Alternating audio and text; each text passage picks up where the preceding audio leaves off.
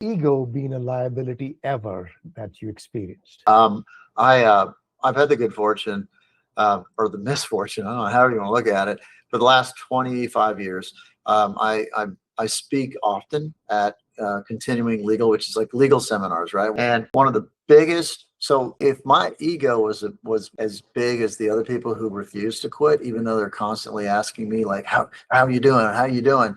I would still be on TV because there's a lot of ego involved with branding.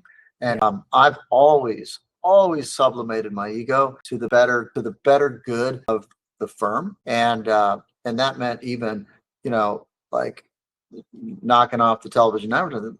I mean, Nick, there were times in the 2000s, 2015, I could walk into a restaurant, everybody know. And so, no, I mean, my ego was, I believe you've got to be able to set your ego aside, or you'll make some decisions you're probably going to regret.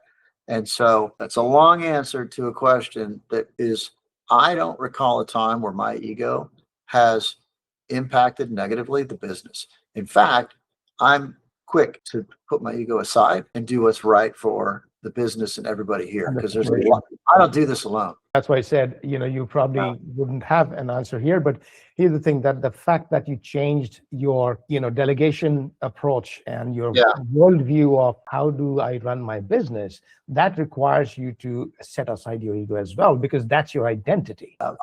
I know that there are many people that their identity is what they do. However, I do think that I'll be able to separate, and I can separate that from who I really am. You know, because what I do is not who I am. If that makes sense. And I think that a lot of people when they get to my age could probably chew on that a little, and they may tend to agree that what you do should not be who you are.